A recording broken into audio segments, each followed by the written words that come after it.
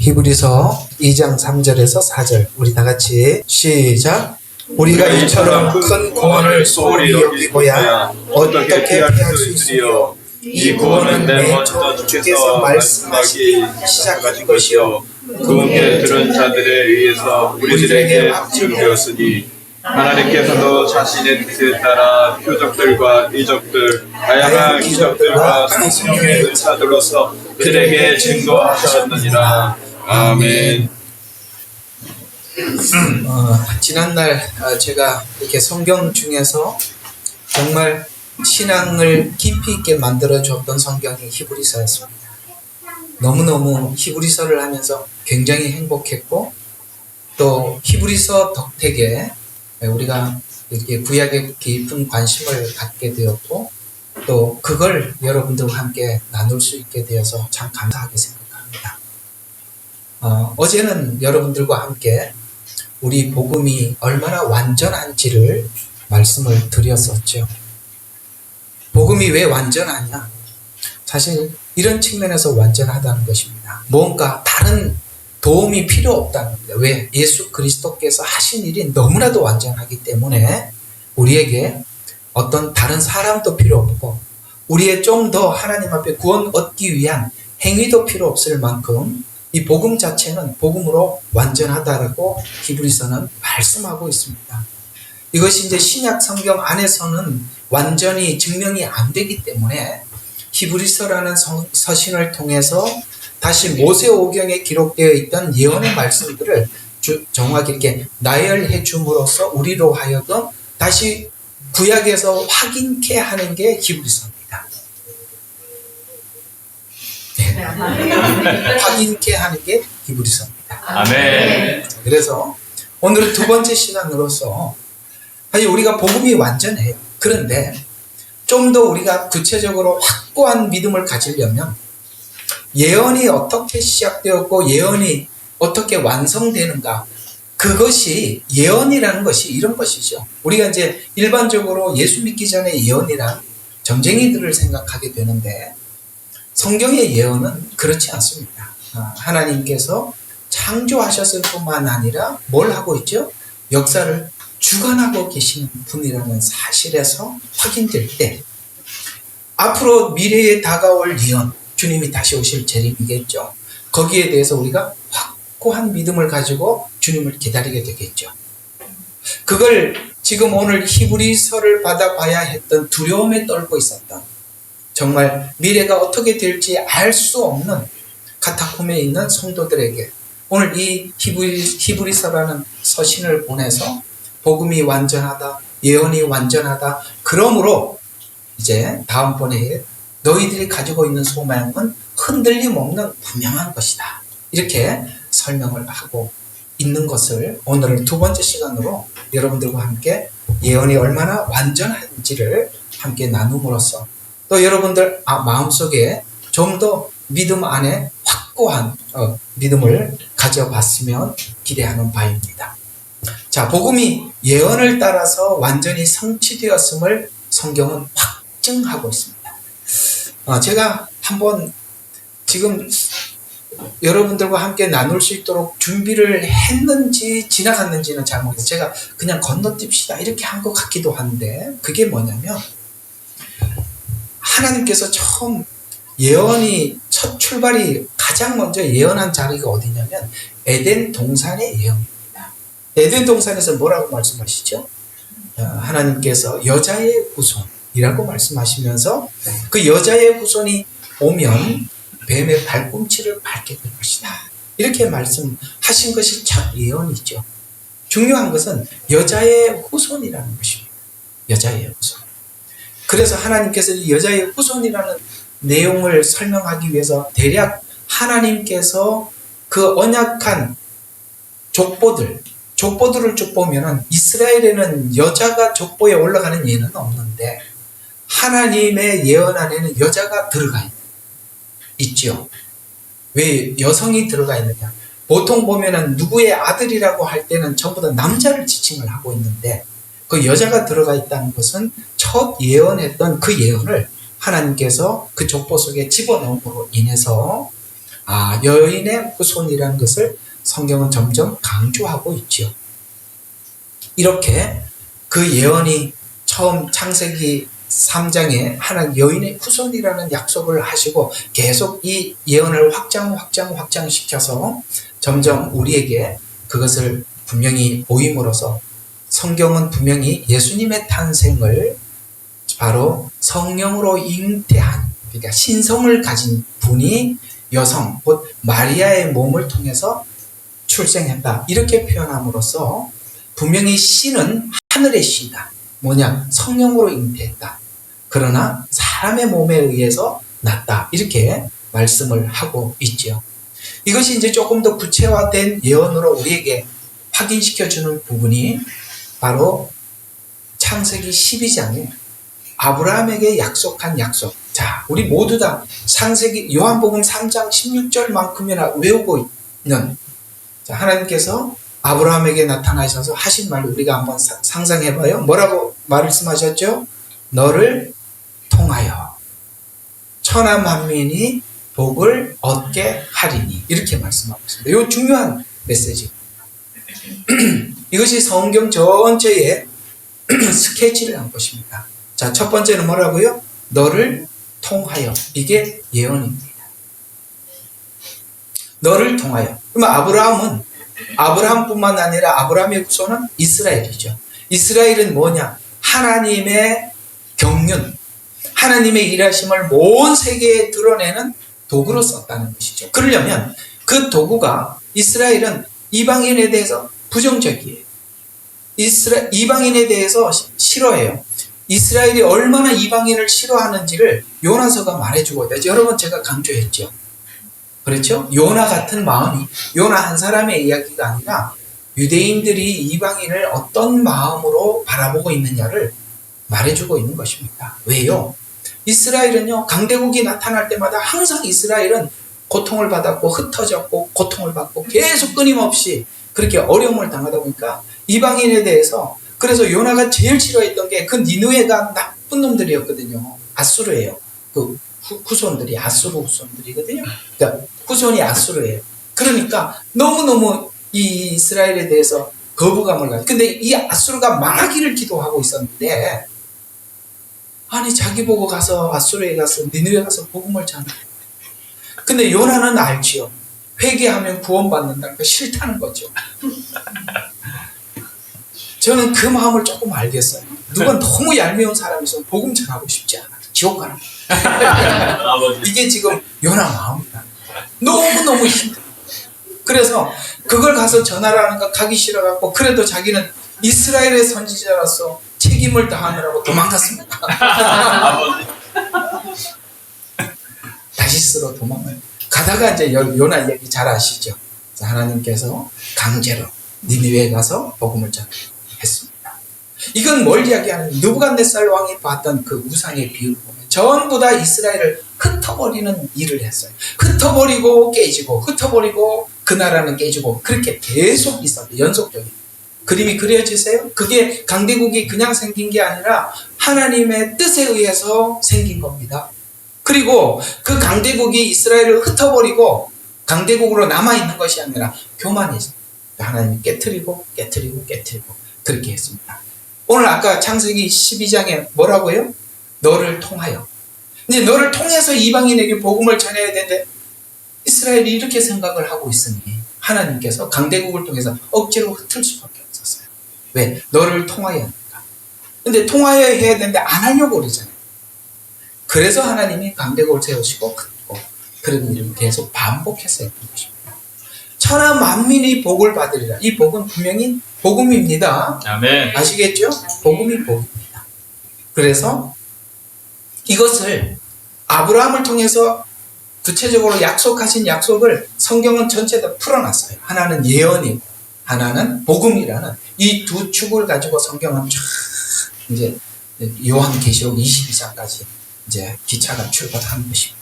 그래서 복음의 기차가 예언과 성취라는 두 레일 위에, 아시겠어요? 예언대로 성취된. 왜? 그래서 오늘 이렇게 표현하면 좋겠어요. 옛날에 여러분 그 TV에 재미있는 그 프로그램 중에 TV는 사랑을 싣고 아예 그런 그 제목을 짓는 거 보면 참 똑똑한 사람들인 것 같아요. 그죠? 근데 이게 저희한테는 뭐가 아니라 예언은 복음을 싣고 이렇게.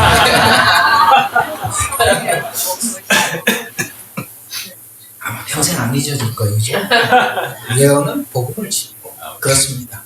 그래서 예언, 하나님의 예언은 그 복음을 싣고 온 세상을 흩어버리는 거죠.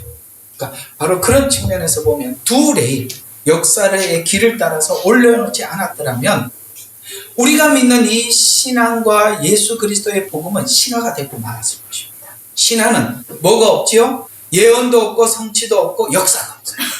그냥 내용만 있어요. 처음 듣는 이야기가? 아니요. 아니죠.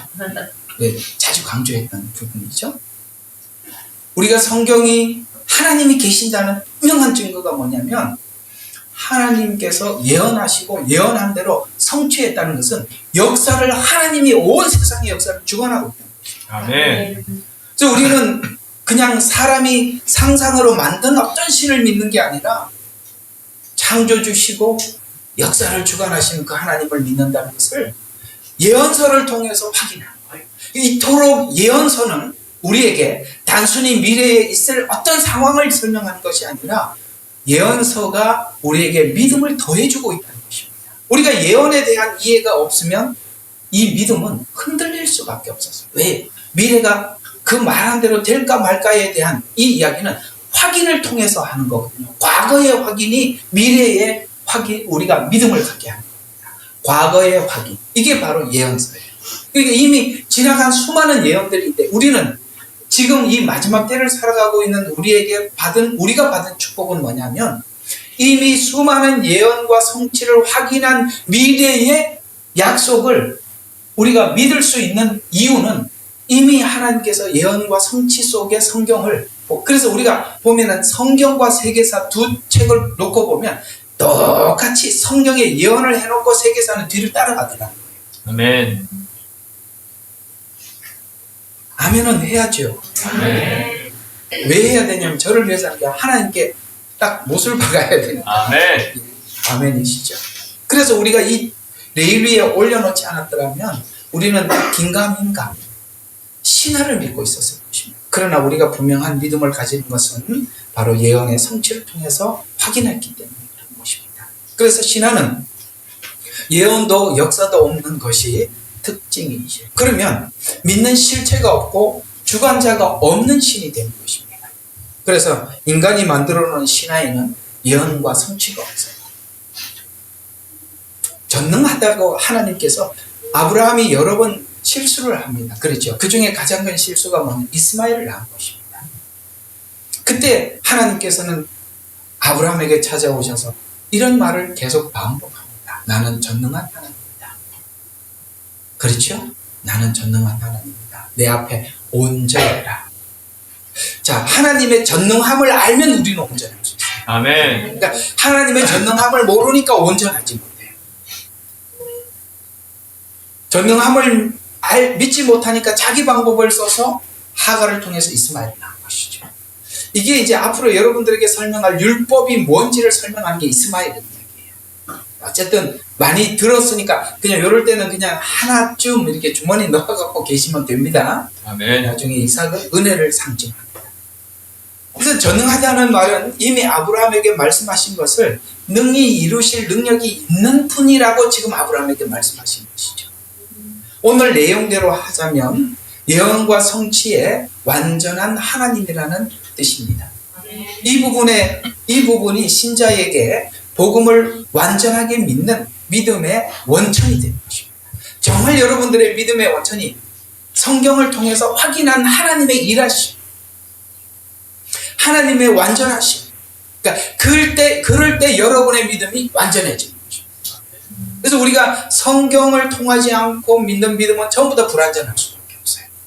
예를 들어서 하나님께서 보여지는 기적이나 표적이나 이런 것을 통해서 불완전할 수밖에 없어요. 그것은 하나님의 하나님 되심을 보여주는 여는 작업에 불과한 것이지 우리가 성경을 통해서 하나님의 일하심을 눈으로 확인하는 만큼 우리에게 확고한 믿음을 가지고 있는 복음을 완전하게 믿는 믿음의 원천이 됐다 그 말입니다.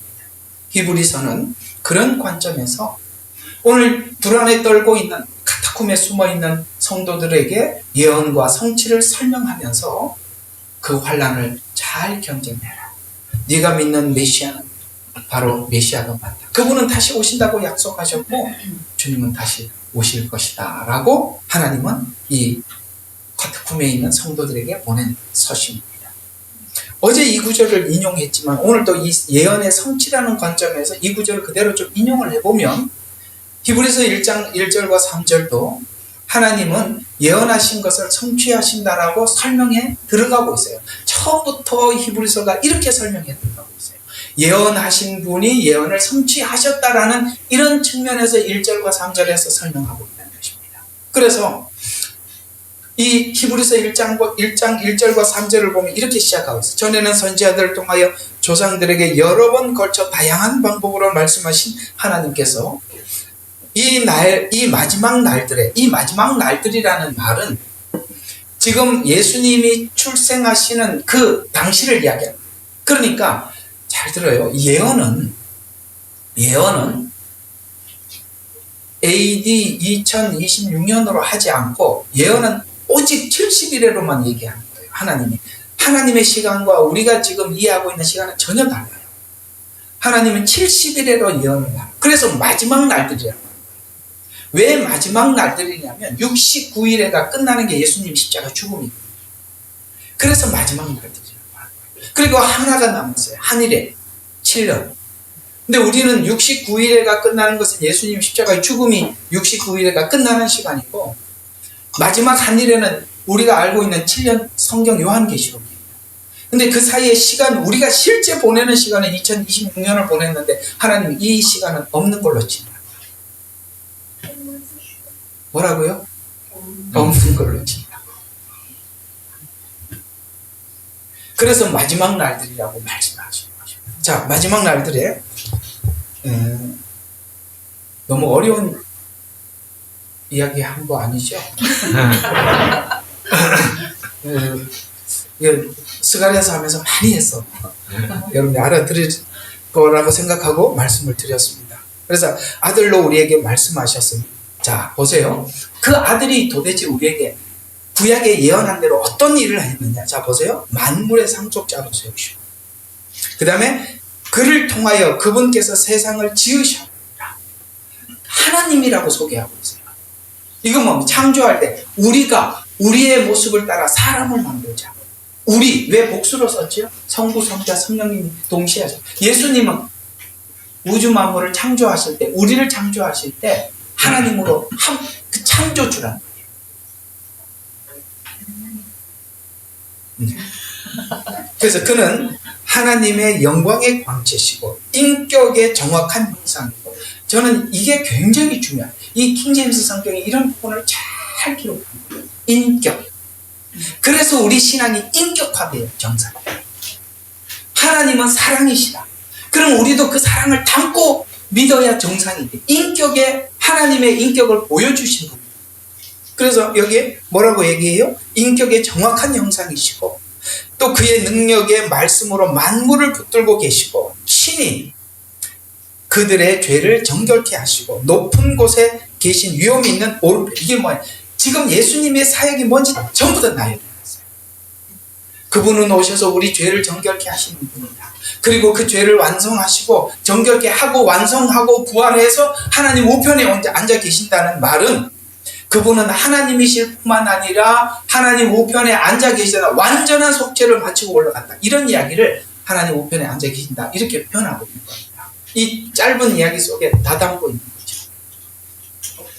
결국 성경에 보면 결국 아들로 우리에게 말씀하셨다는 것은 구약의 수많은 예언이 성취가 완성되었다라고 그렇게 우리에게 말씀하고 있는 것입니다. 그럼 성취의 주인공인 예수님은 어떤 분이신가를 히브리서는 어떤 성취가 있었다라고 히브리서는 구약 말씀을 가장 많이 인용하고 있는데 히브리서는 구약을 굉장히 많이 그래서 성경 중에서 구약을 굉장히 많이 인용하는 것이 가장 많이 인용하는 것이 어디냐? 히브리서와 요한계시록. 어디라고? 히브리서와 요한계시록. 그래서 쉽지 않아요. 구약을 모르면 안 열리는 책이 히브리서와 요한계시록이에요. 그래서 히브리서는 어떤 성취가 있었다라고 히브리서는 구약 말씀을 가장 많이 인용하고 있는데, 구약 성경의 인용과 성취가 어떤 의미에서 의미인지 살펴보면서 예언의 완전성을 우리가 구약에서 어떤 부분을 인용했는지 한번 살펴보면, 히브리서 5장 1장 5절부터 14절의 내용은 시편 2편 7편을 인용했다는 거예요. 자, 거기 보면 이 둘은 같은 이야기인데, 그 이야기는 뭐냐면은 오늘 여기 본문에서 이야기는 그는 하나님의 아들이다 라는 표현을 지금 시편 2편에 있는 말씀을 가지고 그대로 인용을 하더라는 것이죠. 예수님은 피조물이 아니다, 하나님의 아들이라고 하면서 죄 없는 아들이 완전한 속죄를 이루었음을 말씀하시면서, 예수님께서 그 속죄를 이루셔서 우리가 하나님 예수 그리스도 안에 있음으로, 우리 성경은 자꾸 우리 구원을 예수 그리스도 안이라고 표현하고 있듯이 예수님께서 하나님의 아들인 것처럼 우리가 그 안에 있음으로 하나님의 아들이 되었다, 이렇게 표현하고 있어요. 왜? 그분 안에 있기 때문에. 내 안에 있는 것도 나고 내 밖에 있는 것도 나잖아요. 우리가 예수 안에 있다는 것은 그분이 하나님의 아들로서 우리도 하나님의 아들이 되었다, 이렇게 설명을 해주고 있는 거예요. 그걸 조금 더 우리가 명확하게 알게 하도록 에베소서는 머리요 몸이다, 이렇게 표현하고 있는 것입니다.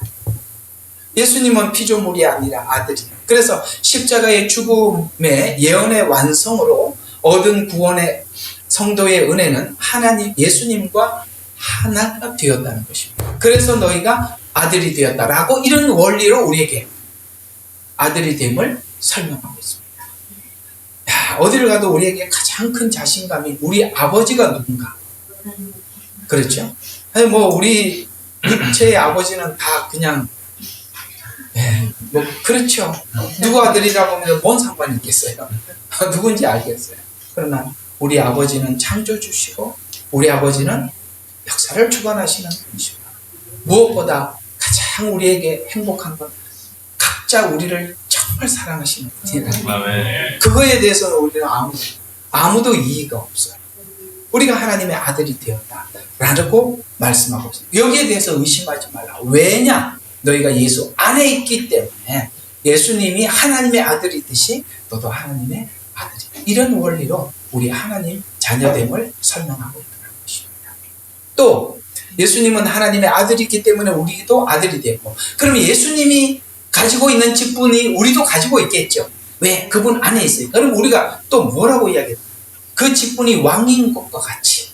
그래서 베드로 전서에 보면 너는 왕 같은 제사장. 그래서 예수님의 직분이 왕인 것 같이 천년 왕국의 왕으로, 이 내용은 시편 94편과 104편의 천사들이 그를 경배하였고, 그들은 바람으로, 이 바람이라는 표현은 사역의 도구로 삼으셨다라는 뜻인데요, 삼으신 분으로 천사에게 경배받는 하나님이다라고 시편 45편 6절과 7절에도 하나님께서 하나님이신 예수님의 왕권은 영원하다. 그 왕권은 영원하고 의로운 왕으로서 영원한 왕권을 가지신 분이라고 말씀하심으로써 우리가 예수 안에 있어서 뭐가 회복됐다? 왕권이 회복됐다. 여러분, 원래 인간을 창조할 때 하나님이 왕권을 주었어요. 어디서? 에덴을 다스리는 왕이었습니다. 정신이 왔다 갔다 하죠. 창세기부터 요한계시록까지. 원래 우리가 하나님 앞에 다스림의 권세를 가졌습니다. 그걸 예수님께서 십자가의 죽으심으로 회복시켜 주셨다.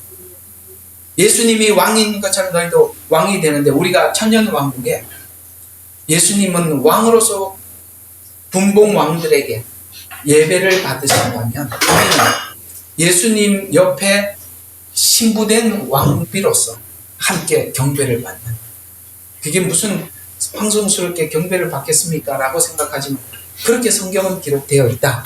저는 전할 뿐입니다. 그래서 의로운 왕으로 영원한 왕권을 가지신 분이다 라고 말씀하고 있습니다. 예수님께서 이제 천년 왕국의 왕으로 다스릴 때 신자는 왕의 신부로서의 지위를 얻게 될 것이다 라고 말씀하고 있습니다. 어디를 가든지 항상 대통령하고 영부인이 같이 다니잖아요. 아멘. 됐죠? 자, 그 다음에 예수님의 본질은 뭐냐? 하나님이시다. 우리가 성령이 우리 안에 들어와 계신다는 것은 바로 신의 성품에, 오늘 여기 보면 너희가 받은 구원이 큰 구원이라고 표현하고 있어요. 오늘 본문이 어디죠? 2장?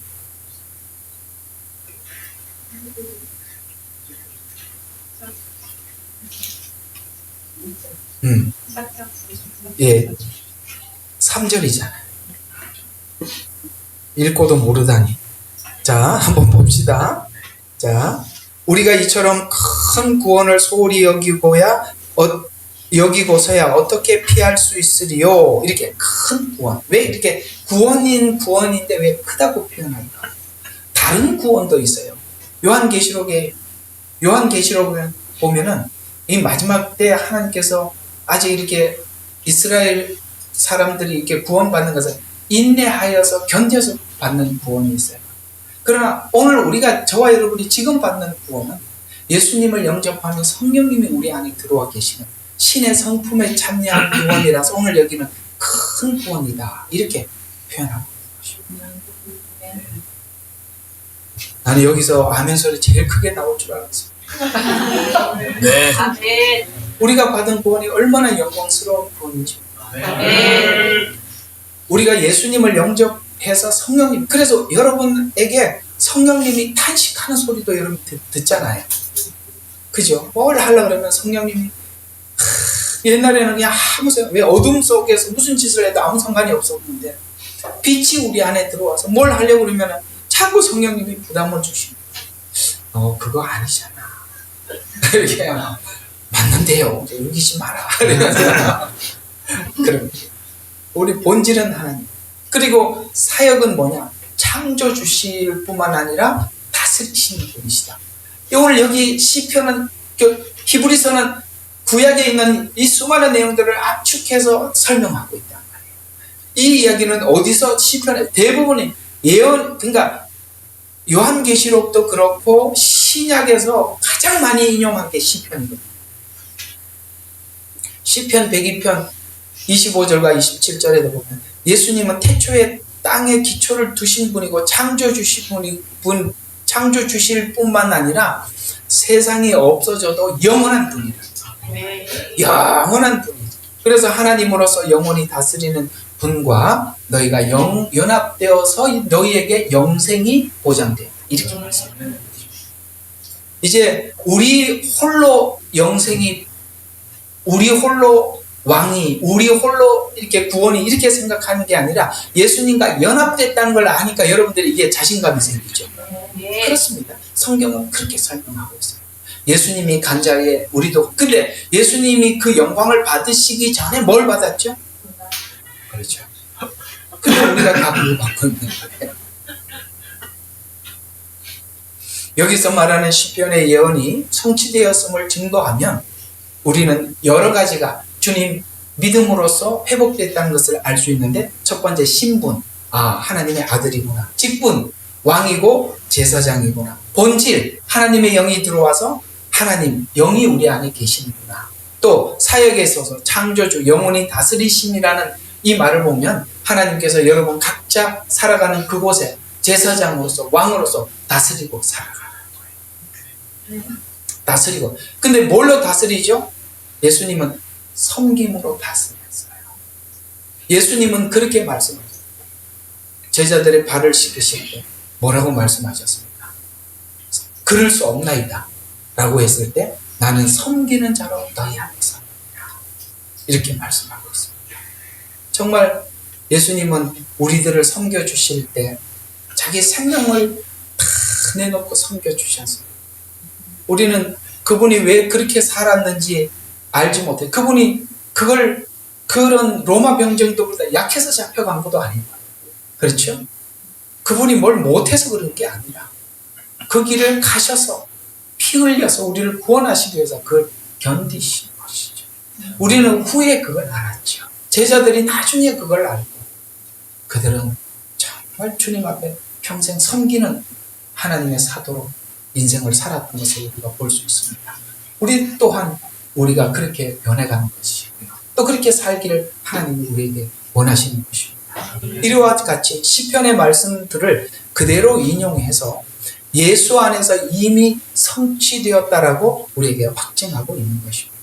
구약의 예언은 예수님의 신분과 직분, 본질과 사역에 관해서 예언해 왔으며 그 예언이 완성됨으로 성도가 예수님과 연합되었음을 예언과 성취를 봄으로써 그것이 우리에게 믿음이 돼서 우리가 믿습니다라고 할 때는 내가 마음속에 나타나는 어떤 믿음이 아니라 예수님이 어떠하신 안에 내가 같이 있음으로 인해서 예수님이 가지고 계셨던 모든 회복이 내게 이루어졌음을 믿는 믿음이 우리에게 있는 거예요. 예수님이 십자가에 죽으시고 부활한 것처럼 우리도 부활할 것이라는 사실을 예수님의 부활로 우리의 믿음을 가집니다. 우리가 무슨 그걸 가질 수 있겠어요? 우리가 예수 안에 있다는 이 사실을 분명히 알 때 이렇게 회복됐음을 아시고 여러분 섬겨서 사람들에게 낮추어진 자가 아니라 섬겨서 사람을 살리는 그런 능력의 사람들이 되어 가시기를 주의 이름으로 축원합니다. 또 히브리서 3장 4장에서 민수기 말씀을 인용하고 시편 95편을 인용을 했어요. 전부 다 히브리서는 구약을 인용한 거예요. 거기에는 가나안의 안식을 예표합니다.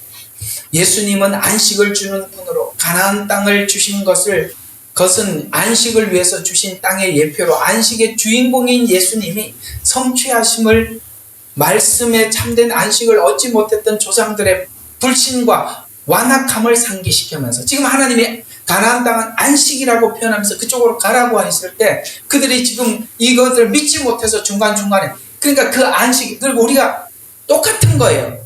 우리가 마지막 주님이 이 땅에 오시면 그 주님께서 예비하신 그날에 들어갈 것을 믿는 사람들은 순종이 돼요.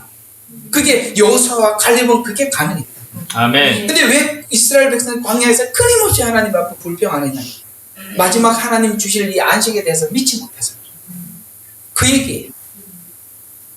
그래서 그 불신과 완악함을 상기하면서 예언 성취로 안식을 얻은 너희는 시편 95편의 예를 들어서 너희가 그의 음성을 듣거든 너희 마음을 강박하지 말라라고 권면해서 이제 순종하여 그 나라에 회복될 것을 말씀하셔서 신자의 마음에 강박하지 말아야 할 이유는 약속한 땅 앞에서 이미 예언의 그림자에서 확인했듯이 그 구약에서 확인했듯이 가나안 땅에 들어가지 못했던 과거의 역사들을 상기시켜 주어서 이제 동일하게 카타콤에서 미래에 완성될 구원을 바라보는 너희는 과거의 조상들처럼 말씀을 받을 때 강박하지 말 것을 시사해서 순종하는 것이 곧 약속을 받은 것이라고 권면하면서 이제 너희가 미래에 주실 그 약속을 믿는다면 확신한다면 우리가 이 세상에 꺼내놓지 못할 게 뭐가 있겠냐 이 말이죠. 순종하지 못할 게 뭐가 있겠냐. 이제 옛날에는 이거 보니까 그런 말이 있어요. 60이 되면 모여서 친구들이 모여서 하는 이야기는 주제가 건강 이야기. 뭐 먹으니까 좋더라. 무슨 운동을 하니까 좋더라. 옛날에는 30, 40대는 그런 얘기가 귀에 들어오지 않았어요. 맞지요? 그래서 모이면 이제 그런 이야기. 제가 뭘 먹어야 된다 그러더라. 뭘 해야 건강하다. 뭐 이런 이야기. 근데 나도 이제 그 나이가 되니까 괜히 그 귀 또 들려요. 근데 이제 그렇게 생각해보니까 과거가 생각했는데 이렇게 빠르게 지나갔어요. 세월이. 그렇죠? 우리 과거가 정말 눈 깜짝할 때 누가 그러더라. 10대까지는 10kg, 20대는 20kg, 60대 되니까 60kg. 야, 진짜 70대 되니까 70kg로 가는 것 같아요. 제가 잘 알고 있는 목사님 언제 한번 앉아서 그런 이야기가 우리 나이 때는 누구는 집에서 자고 누구는 산에서 자는 거야. 그래서 나무 소리가 있어요. 누구는 산에서 자고 누구는 집에서 자니까 산에서 자나 집에서 자나 이러더라고요. 그래서 이게 뭔 얘기야? 이게 무슨 이야기인지 알겠다 싶어요. 우리 과거들을 생각해보면 우리가 하나님 앞에 씨름하고 이랬던 거, 우리가 정말 언젠가는 순종하는 날이 올 거예요. 힘 없어서 순종하지 말고 힘 있을 때 순종하라. 아멘. 알았어요? 언젠가는 힘이 없어서 주여 하고 하겠지. 그 힘 빠져서 하면 얼마나 억울해. 그죠? 아멘. 지금 힘이 있을 때 하나님 앞에 순종하는 것은 모두 다 하나님 앞에 상급이 기억돼요. 아멘. 그래서 순종하는 것이 곧 약속을 받은 증명이다. 그래서 로마서도 믿어 순종케 하려고 로마서 말씀을 썼고요. 결국은 우리의 신앙의 표현, 믿음 아무리 소용해도 얘기해도 소용없어요. 순종이 열매예요. 아멘. 순종해야 할 것을 더 확신하게 만드는 것은 바로 예수님의 십자가 속죄 사역이 얼마나 완벽하고 완전한 제사인가. 우리 어제 말씀 복음이 얼마나 완전하냐 라는 것을 있는데요. 히브리서 또 5장과 7장은 바로 이 부분을 또 다루고 있어요. 제사장으로 지성소에 들어가신 분이시고 온전한 제사를 드리신 분이 예수님입니다. 그래서 구약 제사의 한계는 어쩔 수 없다. 제물에도 한계가 있고 제사장에게도 한계가 있다. 그러나 속죄는 반드시 제물과 제사장이 필요하다는 걸 가르쳐 준 게 구약의 예표다. 그게 예표인데 뭔 절기를 지키고 지금도 안식일 그런 얘기하지 마라. 그건 예수님이 누군지 설명하기 위한 하나의 모형이었을 뿐인데 요즘 또 그런 사람들이 나타나서 뭘 또 하나님 하지 말라는 거는 왜 이렇게 또 하려고 그래요. 그건 복음을 모르지 없는 거예요. 예수님은 완벽한 제사장입니다. 왜 그럼 구약의 제사장들은 완전하지 못했을까요? 그럼요. 자, 죄인이 제사를 하고 있잖아요. 영원하지도 못해요. 때 되면 죽어요. 아론의 후손 중에 또 누가 계속 나중에 예수님이 오셨을 때 제사장이 한둘이 아니었어요. 왜? 돈 주고 샀거든. 하면 뭐해? 정통성을 잃어버려요. 인간 제사장은 죄인이 제사장. 또 인간이 죄를 지었으면 인간의 피를 흘렸는데 짐승의 피잖아요.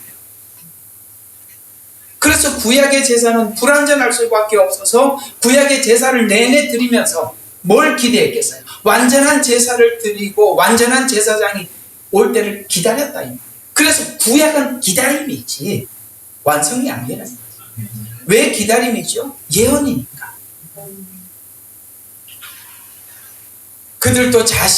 그들은 자신도 죄인이어서 완전한 중재가 불가능하고 이로써 완전한 제사장의 필요성을 간절히 기다리게 하였다가 예수님이 오셔서 완전한 제사를 드려 이제 온전한 제사를 드려 완전한 속죄를 얻은 믿음을 가져 내 죄가 예수 그리스도 안에서 완전하게 죄사함을 받았구나 라는 믿음이 뭘 극복할 수 있어요? 환난을 극복할 수 있어요. 여러분 마지막 환난기는요. 우리가 예수 그리스도께서 우리에게 행하신 이 구원에 대한 확고한 믿음을 가진 자들은 누구나 이 환난을 극복할 수 있어요. 아멘. 그러나 이 믿음에 대한 불안한 사람들은 이걸 할 수가 없어요. 이런 측면에서 구약 제사의 예표에서 충분히 완전한 속죄의 필요성을 구약에서는 느끼게 만들었고 예수님은 완전한 제사의 믿음을 갖게 하기 위해서 앞에 불완전한 제사를 계속 드리는 거예요. 알았어요? 처음부터 완전한 제사 줘봐야 우리가 못 알아요. 율법, 구약이 왜 앞에 있느냐? 불완전한 용서, 속죄, 불완전한 율법, 그것이 예수님으로 인해서 완전한 속죄, 완전한 은혜, 이걸 가르쳐주기 위해서 구약이 필요했다. 그래서 갈라디아서가 그 말이에요. 너희에게 이것이 완전한 자유를 주었는데 너희가 어떻게 다시 종의 멍에를 내려고 하느냐 라는 말씀이 갈라디아서. 예수님의 완전한 제사에 믿음을 갖게 하기 위해서 그 불완전한 제사를 구약에서 드림으로 드렸다라고 말씀. 그런 의미에서 보면 신약에서 이해하고 있는 십자가의 완전함은 구약의 불완전성을 얼마나 깊이 이해하는가에 따라서 다르기 때문에 구약의 불완전성이 십자가의 완전함을 더 깊게 완성시켜준다 라고 예레미야 눈물 교회에서 말했어요. 하나님이 어둠을 충분히 깨닫게 해서 이 어둠에 대한 탈출이 얼마나 갈급한지 알게 해서 빛을 주시듯이 불완전함이 완전함을 향해서 이해가 가죠. 나는 우리 예레미야 눈물 교회가 이단에서 그렇게 많이 왔어요. 잘 왔어요. 왜 이단에서 돌아다니냐? 진리를 찾으려고. 그 열정은 좋은데 여기 다 붙어 계시면 아멘. 또 가지 마세요. 아멘. 그 불완전함.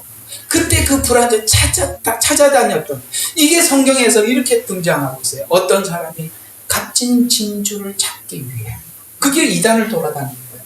이게 진주 맞나? 저게 진주 맞나? 이상하다. 진주가 가짜 같아. 또 가봐. 이게 진주가 아니다.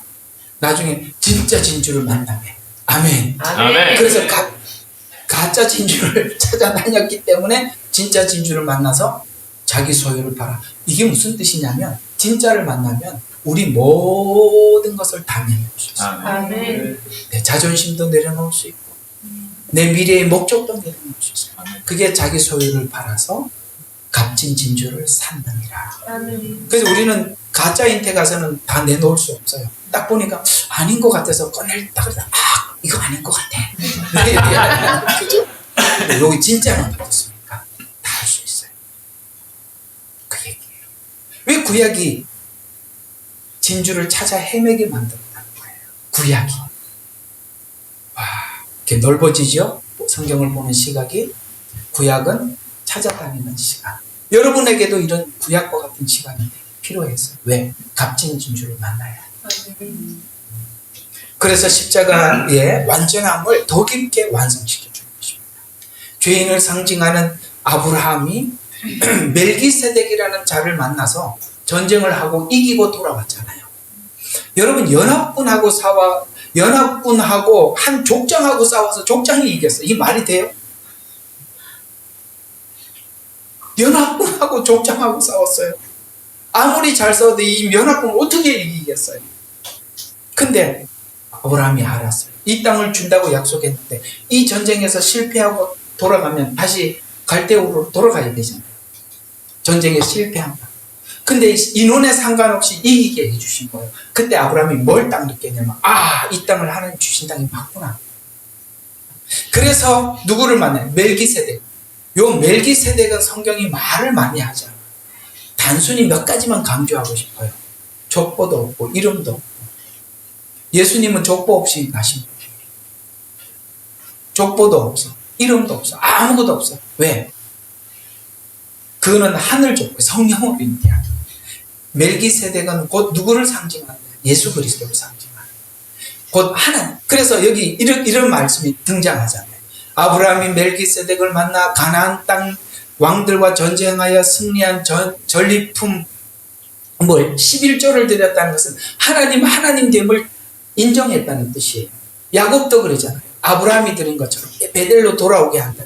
하나님께 11조를 드리겠다. 이 11조는요, 우리가 살아가는 모든 삶에 하나님이 내 주인이십니다라는 신앙 고백이에요.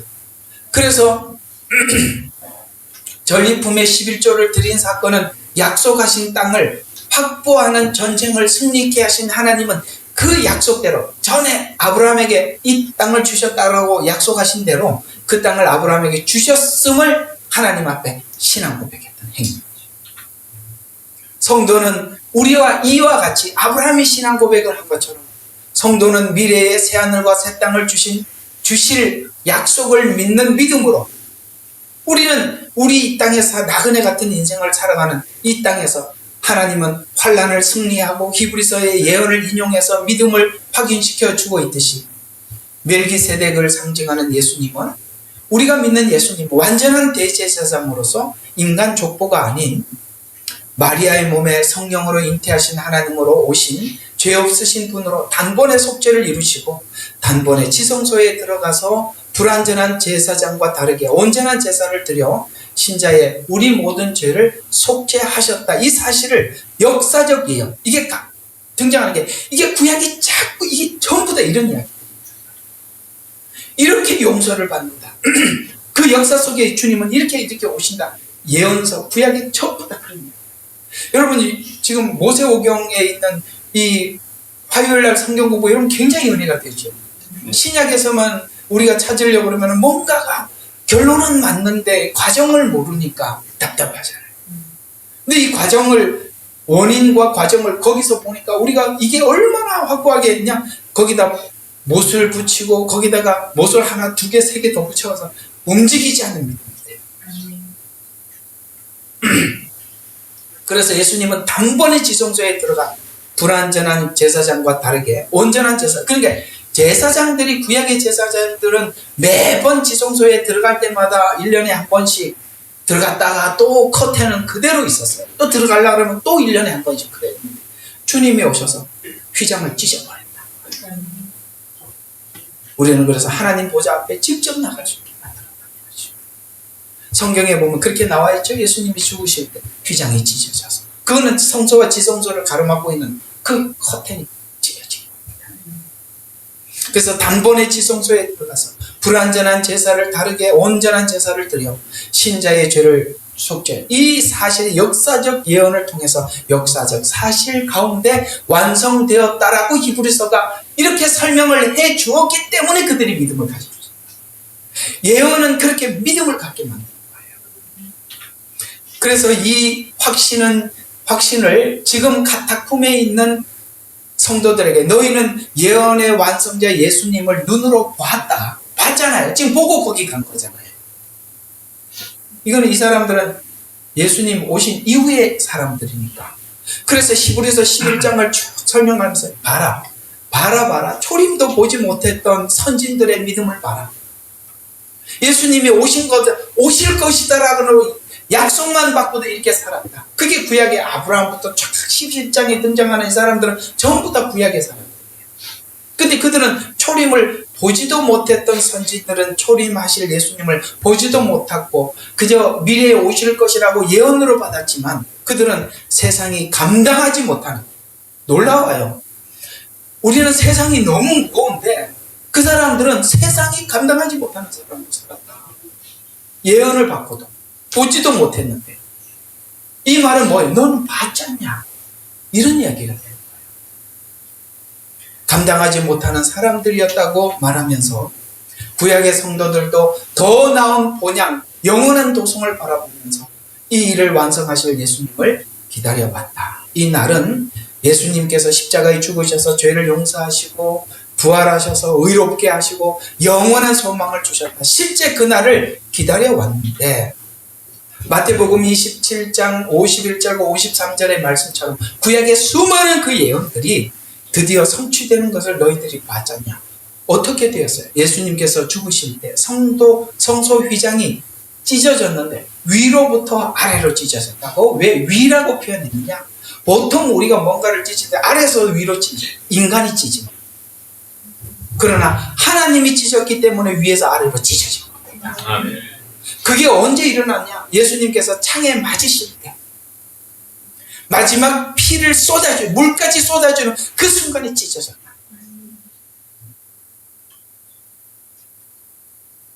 여러분, 그 창은 무슨 창인지 아십니까? 바로 예수님께서 에덴 동산에 아담과 하와가 범죄한 이후에 추방되어 하나님께서 두루 도는 검을 두었다. 그 검이 예수님 마지막 심장에 찔리면서 그 에덴을 연 것과 같이 하나님 나라를 열어놓은 것입니다. 아멘. 엄청난 일이에요. 이 이야기는 엄청난 이야기예요. 구약의 모든 메시지를 딱 완성시켰다라고 이렇게 표현하고 찢어지고, 그 찢어진 증거로 사람들에게 하나님께서 주시고자 하는 약속 생명이 얻어졌음을, 무덤이 열리고 자던 성도들이 많이 나왔다. 자던 성도들. 그래서 구약에 보면은 다 잔이라, 잔이라, 다윗의 묘실에 잔이라. 왜 자죠? 일어나려고. 자는 거는 일어나기 위해서 자는 거 맞잖아요. 그래서 잔이라 이렇게 표현한 겁니다. 그래서 뭐예요? 자던 성도들이 많이 일어나 나왔다. 이는 구약의 성도들이 기다렸던 약속이 예수 안에서 성취되음을 보여주었던 표적을 마태복음, 왜 마태복음에 나왔냐? 마태는 유대인들에게 쓴 서신이니까. 누구보다 이 말을 잘 알아들으니까. 그래서 유대인들에게 쓴 서신 딱 타겟이 되어 있는 게 마태복음과 히브리서예요. 히브리서 11장이 말한 그들이 우리와 함께 온전함을 이루지 못하였다는 말씀은 히브리서 11장 40절인가 십자가와 부활 안에서 완성되었는데 이들은 이 날을 기다려왔듯이 너희도 재림의 그 날을 기다리라는 거예요.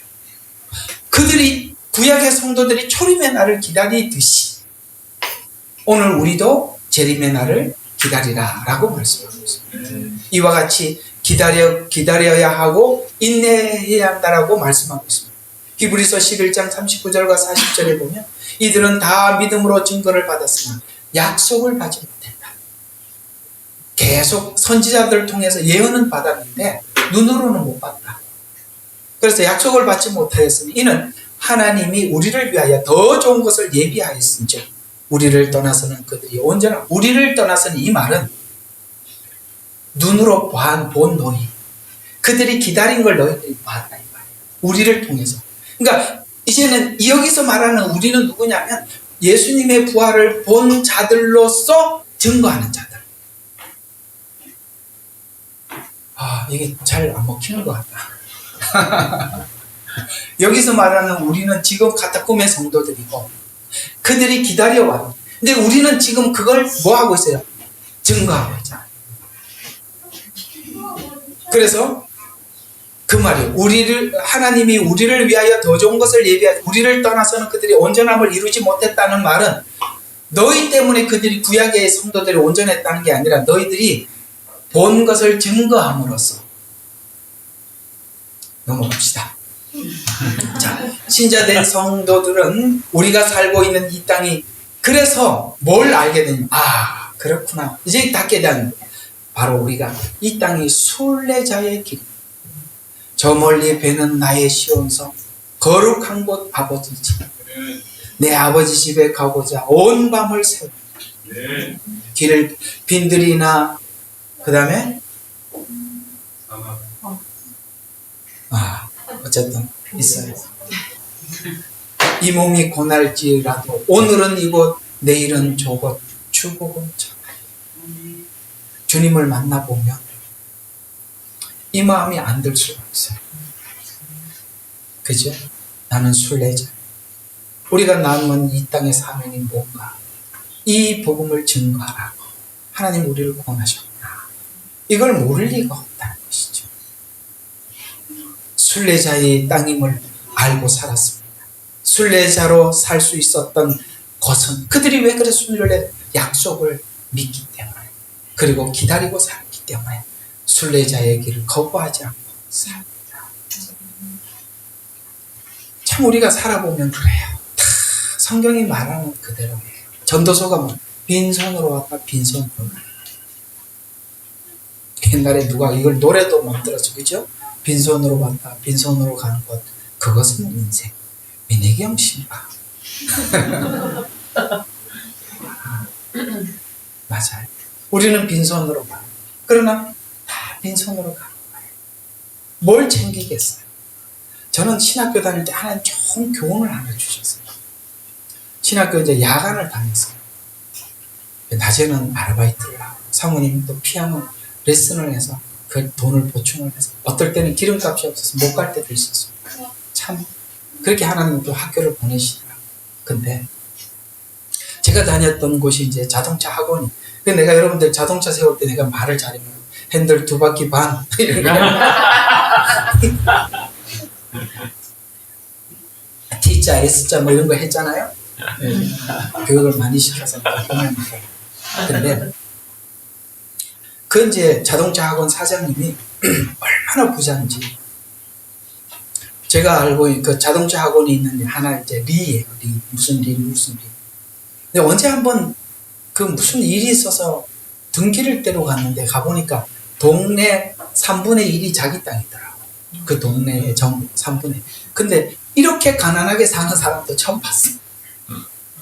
정말 집안에 괴짝 하나 갖다 놓고요. 옷도 몇 번에 항상 똑같은 옷을 입고 다녀요. 옷이 없어요. 입을 매체 그게 전부예요.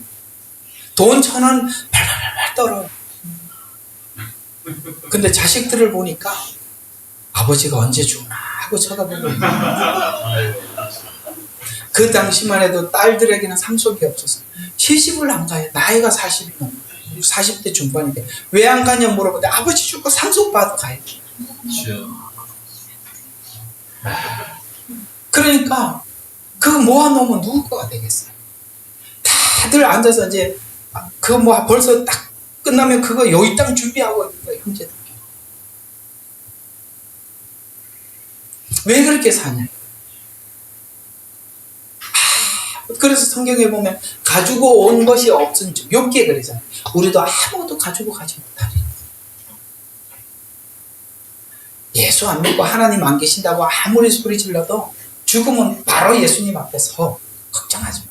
안 믿어도 아니 자기가 안 믿는다고 없나? 그렇잖아요. 내가 안 믿는다고 없어요? 있어요. 공기는 안 보여요. 그렇다고 없어요? 있어요. 산소가 안 보여요. 그러면 없나요?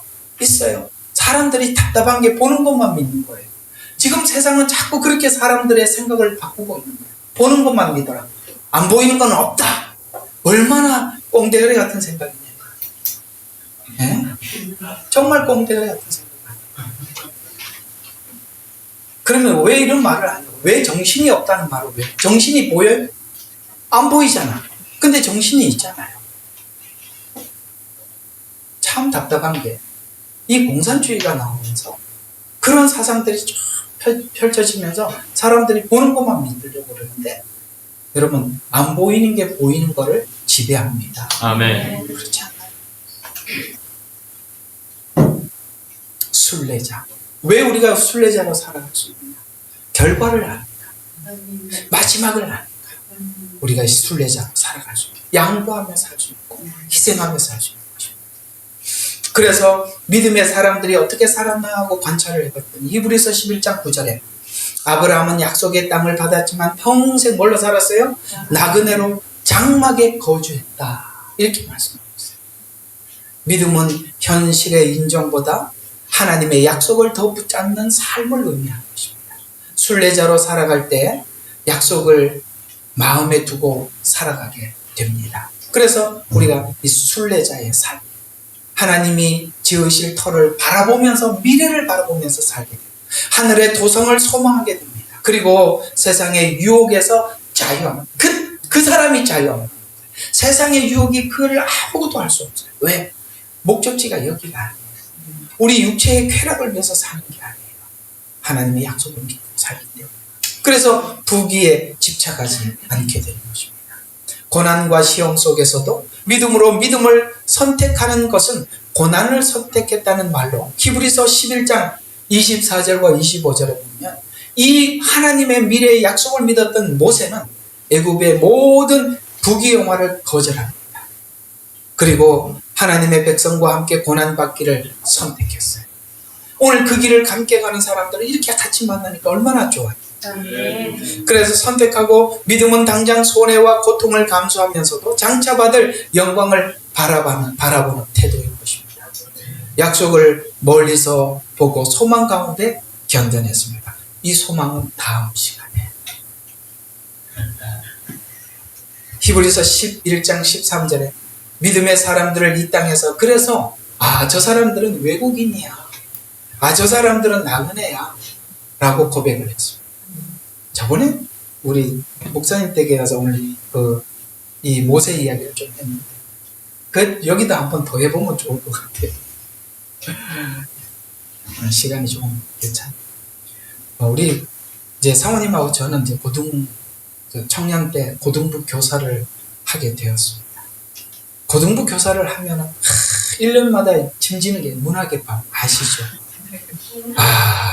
이건 뭐 애들 바쁜 애들 붙잡아가지고 그 대본 외우라고 저녁마다 불러가지고 밤늦게까지 시키면 제일 불만이 많은 사람이 행인 1, 행인 2야.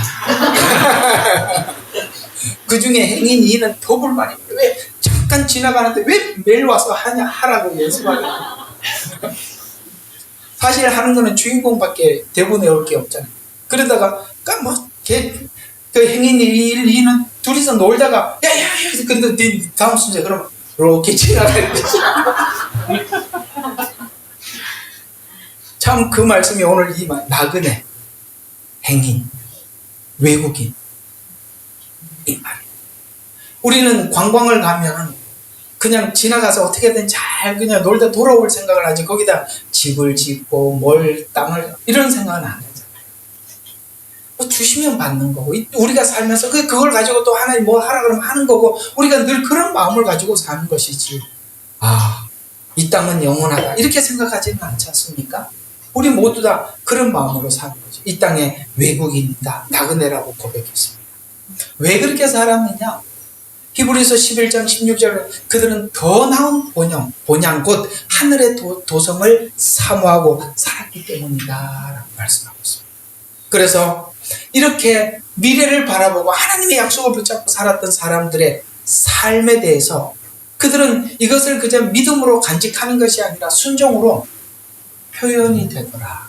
그래서 히브리서 11장 7절에 보면 노아는 방주를 준비해. 또 아브라함은 이삭을 바쳐.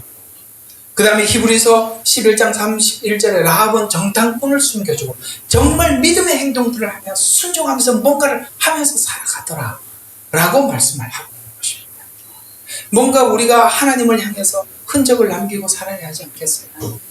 우리가 살아간 그 인생 뒤에 저는 정말 하나님과 더불어 살았던 한 인생이었어. 우리 모두에게 하나님이 그런 도전을 주시다는 것이죠.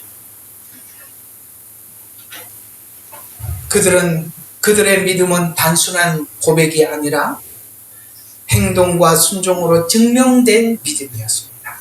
종말의 성도는 말씀을 듣고 기다리는 것에 머물지 않고 오늘 히브리서 11장에 등장하고 있었던 수많은 믿음의 사람들이 살았던 그 뭔가를 하나님 각자에게 맡겨요.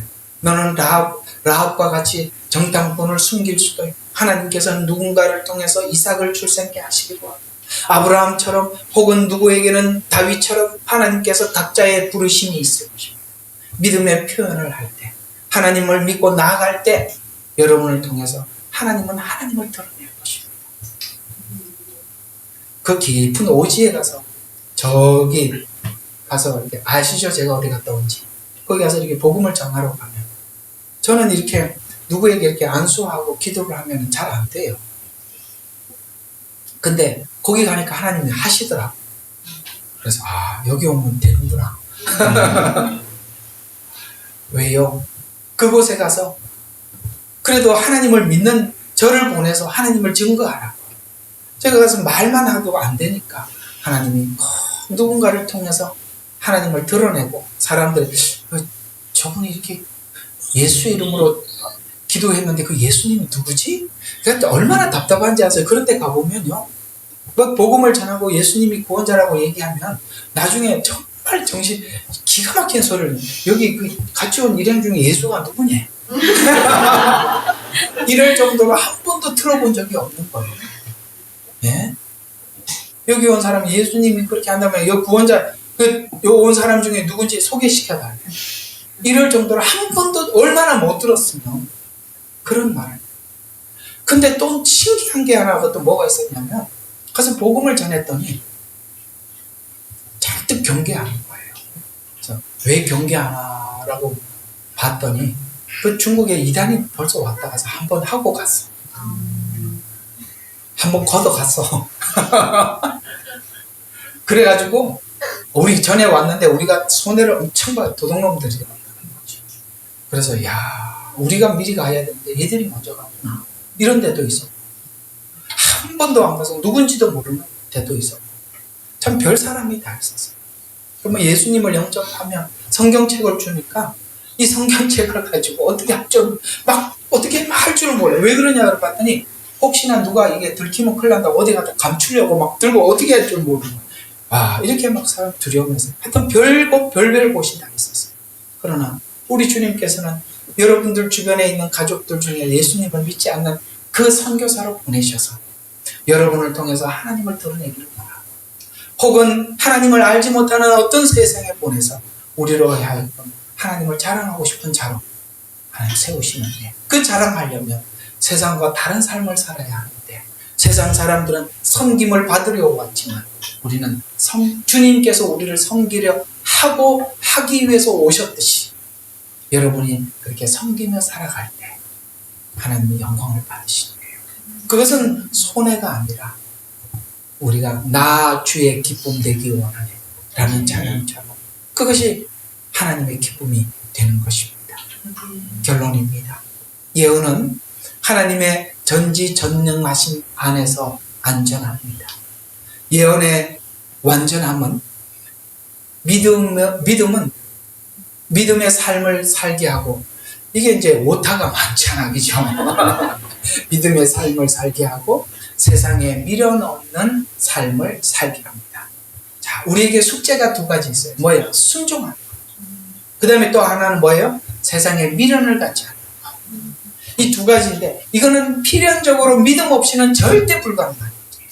이것은 믿음의 척도이기도 하는 것입니다.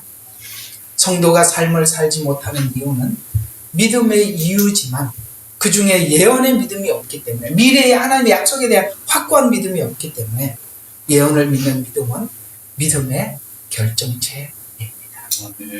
믿음의 결정체 완성은 예언을 믿는 믿음입니다. 다니엘서 9장 2절에 보면 내가 예레미야 책들에서 주께서 말씀하신 그 연수를 깨달았나니. 그러니까 이 바벨론에서 성실하게 회개하고 미래를 준비하고 살 수 있어요. 놀랍게도 예레미야에게 예언을 하면서 예레미야에게 너희 민족들이 포로로 잡혀갈 건데 네가 미리 해야 될 일이 있다 라고 합니다. 뭐라면 네가 가지고 있는 돈으로 땅을 사래요. 여러분, 땅을 사면 안 되죠. 나라가 뺏기는데, 땅이 다 뺏기는데. 근데 포로로 잡혀가기 전에 땅을 사래요. 왜? 돌아와서 네 거가 될 거니까. 놀랍지요? 아, 진짜 그런 거 보면 너무 쇼킹해, 우리 하나님. 그걸 사놓고 가래. 그건 뭐예요? 돌아올 거라는 거예요. 그리고 70년이라고 정해놨어요. 여러분, 하나님께서 우리 생의 연수를 정해놨어요. 미래는 하나님의 약속한 대로 될 거예요. 그래, 여러분 어떻게 사시겠어요? 여러분들이 판단하시면 되잖아요. 어떻게 살라고 제가 말 안 해도 다 알겠죠? 이게 설교를 잘하는 거예요. 연수를 깨달았나. 하나님의 시간을 안 다니엘은 기도하며 미래를 약속대로 이루실 하나님을 바라보고 사자굴에 들어갈 수도 있었고, 친구들은 불 속에 들어갈 수 있었던 거예요. 그렇게 살 수 있어요. 왜? 미래를 아니까. 가장 불안한 건 미래에 어떻게 될지 모를 때 불안한 거예요. 우리는 미래의 약속을 굳게 붙잡고 있습니다. 믿음의 완성은 예언의 완성으로 마치게 됩니다. 이와 같이 예언은 완전합니다. 그러면 우리가 어떻게 살 것인가? 우리 스스로 답해 보시길 바랍니다. 오늘 이야기를 정리를 한번 해보겠습니다. 어제는 복음이 얼마나 완전한지, 예수님께서 속죄하신 속죄는 더 이상 필요 없는, 뭔가가 더 보탤 필요가 없는 완전한 구원을 완성하셨습니다. 그 완성하신 주님은 이제 우리를 데리러 다시 오실 약속만 남아있죠. 그것이 예언입니다. 그래서 어제는 복음의 완전함, 오늘은 예언의 완전함, 이 두 가지를 여러분에게 말씀을 드렸습니다. 이 두 가지가 완전하다면 여러분은 이제 그 약속하신 약속을 믿는 소망의 삶을 살 것입니다. 성경은 우리에게 이렇게 성경을 기록하면서 미래에 있을 일들에 대해서 희망이라고 말하지 않습니다. 소망이라고 말합니다. 희망과 소망은 어떤 차이가 있을까요? 희망은 그렇게 됐으면 좋겠다. 안 돼도 할 수 없고, 이게 이제 희망이죠. 소망은 뭡니까? 약속대로 됨을 믿는 자들이 붙잡는 겁니다. 그래서 다음 3편은 소망으로 가겠습니다. 많이 연속극을 기대하십시오. 자, 기도하고 우리 같이 한 목소리로 하나님, 믿음이 완전, 말씀이, 복음이 완전, 예언이 완전, 거기에 내가 어떻게 살 것인가, 우리 하나님 앞에 고백하는 시간이 되셨습니다. 우리 함께 기도하겠습니다. 사랑의 하나님 아버지, 은혜를 감사합니다. 오늘도 주님께서 말씀하신 그 약속의 말씀을 붙잡습니다. 아버지 하나님, 복음은 너무나도 완전합니다. 예수님께서 십자가에 죽으셔서 단번에 그 약속을 이루셨다고 성경은 약속하고 말씀하고 있습니다. 아버지 하나님, 이제는 주님께서 우리 죄를 용서하셨고, 아버지 하나님, 그 주님은 다시 오신다고 약속하고 있습니다. 그것은 예언입니다. 아버지 하나님, 우리가 복음에 대한 완전한 믿음과 예언에 대한 완전한 믿음을 살아가는데, 오늘 히브리서 11장에 있던 모든 사람들의 삶은 그 앞에 있는 모든 장애물을 믿음으로 극복하고 넘어갔음을 알게 됩니다. 하나님, 우리가 이 약속을 안다면 우리가 살아가는데 부족함이 무엇이 있겠습니까? 하나님, 오늘 사랑하는 성도들에게 오늘도 이 믿음을 부어 주시옵소서. 아버지, 흔들림 없는 약속된 굳건한 믿음을 주시옵소서. 그래서 아버지 하나님 생명의 말씀을 밝혀서 저들의 다름질도, 저들의 수고도 헛되지 않도록 하나님 붙들어 주시옵소서. 오프라인이나 온라인으로 함께 예배에 참여하여 영광을 돌리는 모든 심령들 위에 하나님의 기름 부음이 충만히 넘치게 하옵소서. 기도하고 마치겠습니다. 사랑의 하나님, 은혜를 감사합니다. 오늘도 귀한 말씀으로 저희들에게 은혜를 주신 하나님께 모든 영광을 돌려드립니다. 주님, 원하고 기도하옵기는 이제 성경을 열어주시옵소서. 말씀을 열어주시옵소서. 아버지 하나님, 그래서 오늘 아버지 믿음의 삶을 살아갔던 사람들이 이상하지 않게 해주시고, 나도 그 삶의 반열에 서게 축복하여 주시옵소서. 그래야 해서 나의 달려갈 길과 주 예수께 맡은 사명, 그 은혜의 복음을 전하는 일을 마치려 하면은 내 생명도 귀한 것으로 여기지 않았던 바울이 왜 그렇게 고백을 했는지 알게 해 주셨고, 그런 삶이 우리 삶이 되게 해 주시옵소서. 우리가 전도해야 될 대상이 무겁게 느끼지 않게 도와주시옵소서. 그들을 섬기게 해 주시옵소서. 낮아지게 하옵소서. 그리스도 안에서 변화된 모습을 보이게 하옵소서. 그리하여서 하나님, 저들과 함께 이 복음을 나눌 수 있게 하옵소서. 이제는 우리 주 예수 그리스도의 은혜와 하나님 아버지의 크신 사랑과 성령님의 내주 교통 충만 역사하심이 오늘도 주의 말씀을 듣고 결단한 대로 살아 하나님께 영광된 삶을 살아가기를 결단하고 돌아가는 아버지 하나님, 우리 예레미야 눈물교회 성도님들과 주생명 선교교회 성도님들과 주께서 세우신 선교지에 수고하는 선교사님들과 함께 애쓰고 협력하는 사역자들 머리 위에 이 시간으로부터 영원토록 함께 할지어다. 아멘. 우리는 역사상 가장 중요한 시점을 지나고 있습니다.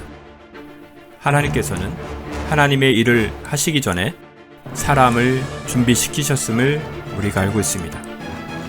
하나님 말씀은 마지막 때에 대추수, 대부흥의 때가 있다고 분명히 예언하고 있습니다. 아멘. 하나님의 말씀이 그대로 성취될 것을 믿습니다. 예레미야 눈물은 잠자는 교회와 영혼을 깨우기 위해 노력하고 있습니다. 이 가슴 뛰는 일에 함께 하길 원하시는 분은 카카오 채널로 연락 주시기 바랍니다. 당신은 위대한 하나님의 사람입니다.